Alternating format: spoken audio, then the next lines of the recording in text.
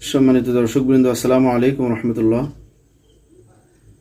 قال النبي صلى الله عليه وسلم لا يؤمن أحدكم حتى أكون أحب إليه من والده وولده والناس أجمعين أو كما قال النبي صلى الله عليه وسلم। রাসূল করিম সাল্লাল্লাহু আলাইহি ওয়াসাল্লাম বলেন, তোমাদের মধ্য থেকে কোনো ব্যক্তি ততক্ষণ পর্যন্ত পরিপূর্ণ মুমিন হতে পারবে না যতক্ষণ পর্যন্ত তার সন্তানাদি, তার পিতামাতা এবং তার সম্পদ থেকে আমি নবী মুহাম্মদ সাল্লাল্লাহু আলাইহি ওয়াসাল্লামকে সব থেকে বেশি ভালো না বাসতে পারবে।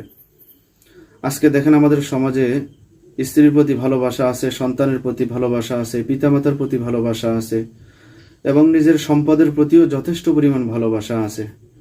কিন্তু আমরা কি কখনোই এই সমস্ত জিনিস থেকে নিজের সন্তান, নিজের স্ত্রী, নিজের আত্মীয় স্বজন, নিজের পিতামাতা, নিজের সম্পদ, এর থেকেও কি রাসূল করিম সাল্লাল্লাহু আলাইহি ওয়াসাল্লামকে বেশি ভালোবাসতে পেরেছি? কোনোদিন কি এমন হয়েছে যে আমার নবীর জন্য এ সমস্ত সব কিছু থেকে বেশি তার জন্য মায়া লাগতেছে, তার জন্য ভালোবাসা জন্ম নিতেছে, মনের মধ্যে তার প্রতি বেশি ভালোবাসা জন্ম নিতেছে, তার কথায় আমি জীবনও দিতে পারি, এরকম কি কখনো হয়েছে? যদি হয়, অবশ্যই আপনি মুমিন।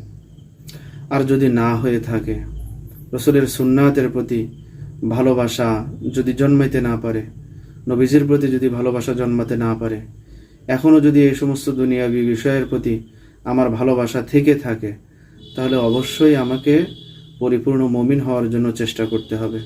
রাসূলের জন্য জীবন উৎসর্গ করে দিতে হবে, রাসূলের সমস্ত সুন্নাতকে পালন করার চেষ্টা করতে হবে।